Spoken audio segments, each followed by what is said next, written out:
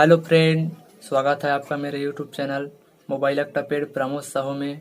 Mobile अक्टापेड के नए नए वीडियो और नए नए पेज पाने के लिए आप मेरे चैनल को सब्सक्राइब कर दे और वीडियो को लाइक शेयर कर दे, ताकि आपके लिए मैं फिर ऐसी वीडियो ला सकूं। वीडियो पूरा देखें क्योंकि पेज में पासवर्ड लगा है और पासवर्ड मैं वीडियो के बीच बीच में बताऊंगा। तो चलिए वीडियो की तरफ।